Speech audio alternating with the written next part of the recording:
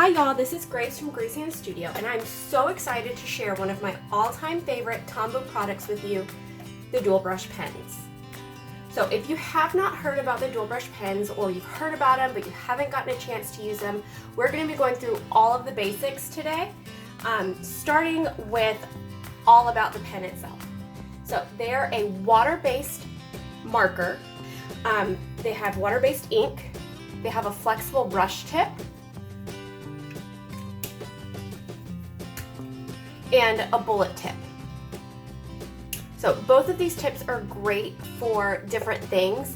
I love to use the flexible brush tip for getting a nice variation in lines. You'll see lots of people doing really great illustrations with them, and of course calligraphy and lettering. I mean, that's really what the dual brush pens are known a lot for in the lettering world. The bullet tip is great for adding fine details or monoline lettering, or really just filling in some of your more modern lettering that's not calligraphy. So you can color with this, which is really nice as well. They have a slender barrel, and it fits really nicely in your hand. It's really comfortable to use. That's one of the things that I really love about it. They come in 107 different colors, and they have a colorless blender as well, so 108 total different markers. The colorless blender also has the flexible brush tip and the bullet tip as well. Now, I actually use the bullet tip for blending a lot, for blending really fine letters. I feel like people forget about the bullet tip on the colorless blender a lot, but that is something that should not be underestimated. They're sold individually. You can get the entire set of 108 colors, or you can find them in different packages that are set up with different color palettes. So these are some of my favorites. This is the floral palette. It's a 20 pack. There's also the Desert Flora that has some really lovely, more muted shades. And then the pastel palette has some really nice pastel colors in it. Another really great thing about them is that they are odorless. So you can use them for hours and they won't give you a headache, which to me is really great. They're also self-cleaning. Just know that once you blend them, you can blend yellow and red or pink or blue, and you can get it back to that nice original yellow color. It's not going to stain the marker. One pen that I do really love to pair these with is the Mono Twin Permanent Marker. The permanent ink in it pairs nicely with the water-based ink. So if you ever need to watercolor over something or to go back in and add some black detail, the Mono Twin Permanent Marker pairs really well with these because the inks are not going to interact with each other. The Mono Twin will be permanent on the paper, and it won't cause the dual brush pens to bleed, or vice versa. The dual brush pens can be stored vertically or horizontally, and Tombow actually sells several different storage options for them. I have personally stored them both vertically and horizontally, and I haven't had any issues with the lifetime of my pens. Some of my pens I've had for almost 4 years now, and they're still going strong. One of the most important ways you can keep your pens in really great condition is by using the right papers. My first tip for papers is making sure that you're choosing a smooth surface. Regular copy paper and spiral notebook paper, they are not smooth. The reason for that is that if you use a paper that has too rough of a tooth, it's going to fray your brush pens, and then you're not going to be able to get those really nice crisp lines when you're lettering and drawing and illustrating, and that's one of the fastest ways to ruin these. So you really want to make sure that you're using great paper. Tombow has some specific papers listed on their website. These are my personal favorites.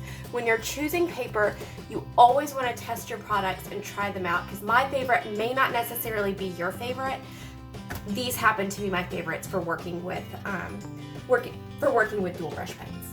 My first one, I love tracing paper, and also the Rhodia dot pads, or just any of the Rhodia notebooks. The paper is so buttery smooth. I love the dot grid pattern for keeping my lettering consistent. Next, for lettering and for practicing lettering, I love marker paper. Again, it's really smooth. This one happens to be a Strathmore. I've used other brands as well, and as long as it's a smooth marker paper, you're good to go. I just happen to like using this one.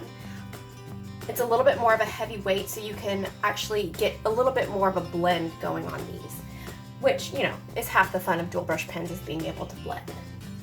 You could also use HP Premium 32-pound laser jet paper for practicing lettering. It's a really great way to get a lot of paper and just knock out practicing if you're not wanting to practice on tracing paper or something like that. For more finished pieces, I like to use these other kinds of paper. I like to use a spiral of mixed media paper. Keep in mind, it is not as smooth as your marker paper or say your Rhodia dot pads.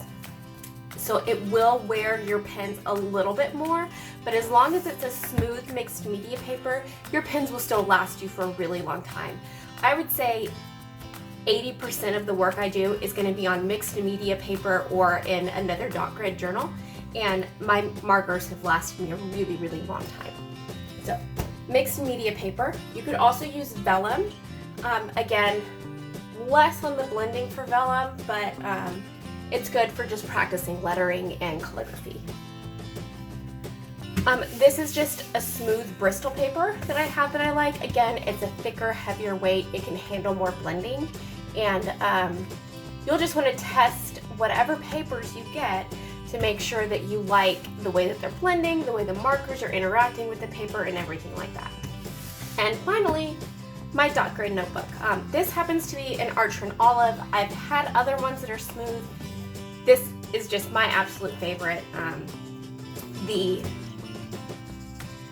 pages are just so smooth, and she has just done a really incredible job of putting together a good quality dot grid notebook. So if you're looking for something to practice your lettering in, I really enjoy this one.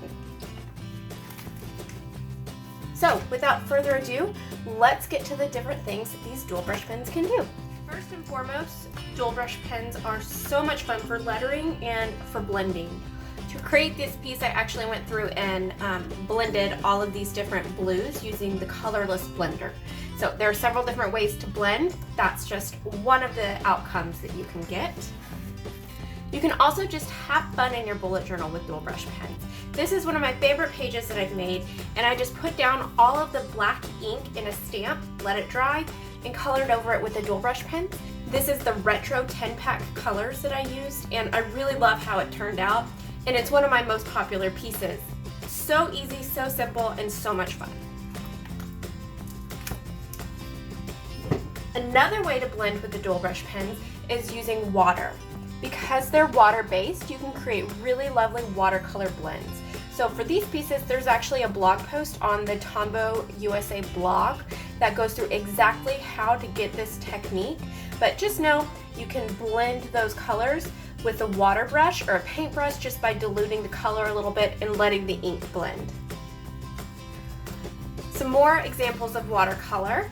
I used the Mono Twin permanent marker to sketch this out, and then the dual brush pens to color over it, and added water to create the watercolor illustration.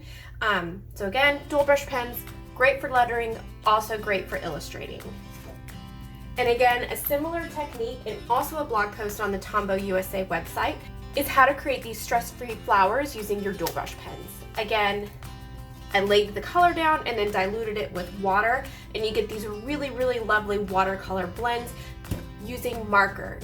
I mean, that is just so cool to me. And last but not least, a little bit more lettering. So you can see the first lettering example we had, it was blending different values of blue. This one, you can blend together different colors as well. To use the dual brush pens for lettering and calligraphy, there are a couple of things that you want to keep in mind. First of all is the size of the brush tip. When you're using the Fudenosuke, you can write smaller, but when you graduate to the dual brush pen, you're going to have to write bigger to take full advantage of the dual brush pen tip. So again, for lettering and calligraphy, you'll just use pressure on your downstrokes. And keep in mind, when you're doing that, you can really apply a lot of pressure. You can see the flexible brush tip is truly flexible. It bends almost in half as I'm applying pressure, and then it springs right back to being your nice pointed tip whenever I'm done.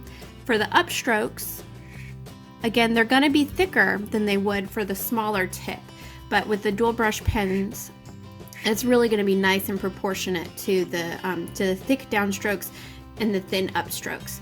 And to do that, you just apply very light pressure, and you'll get these really nice even upstrokes.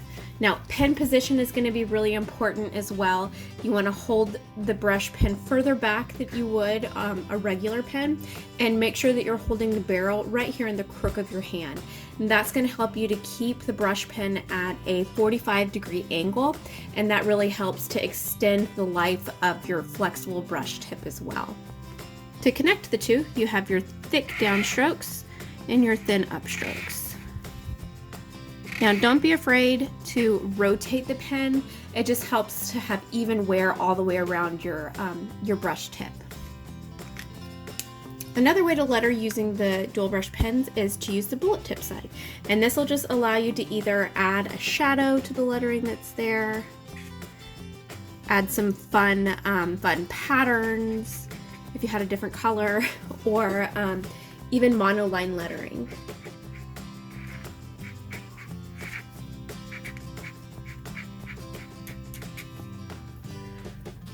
You can also create faux calligraphy by writing with your bullet tip.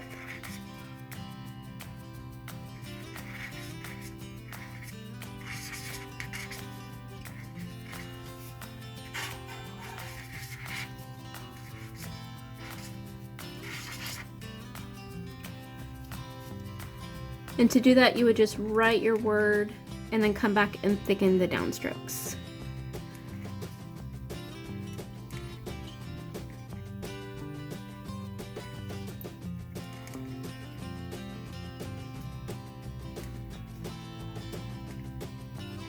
Now, it's always important to warm up. You can tell my hands are a little bit shaky right now.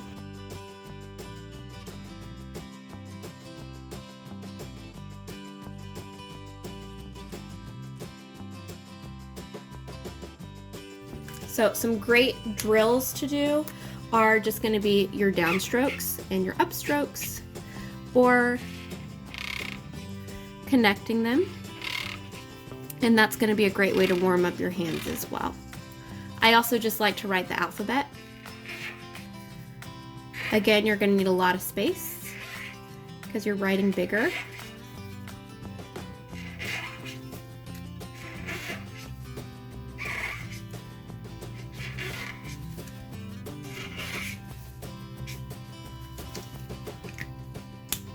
So, dual brush pens, really great for calligraphy and lettering. You just have to write a little bit bigger and make sure that you're using good pen position, and that'll really help you to get nice consistent lines and consistent strokes with your calligraphy and lettering. And that is all about the Tombow dual brush pens. Again, you can use them for lettering, for blending, for illustrations. You can buy them individually or as an entire set, or in these lovely color palettes they have created for you. So once you try out the dual brush pens and try out your own illustration and lettering using them, definitely tag Tombow USA and Gracie Ann Studio on social media so that we can cheer you on. We love seeing your work. Thank you.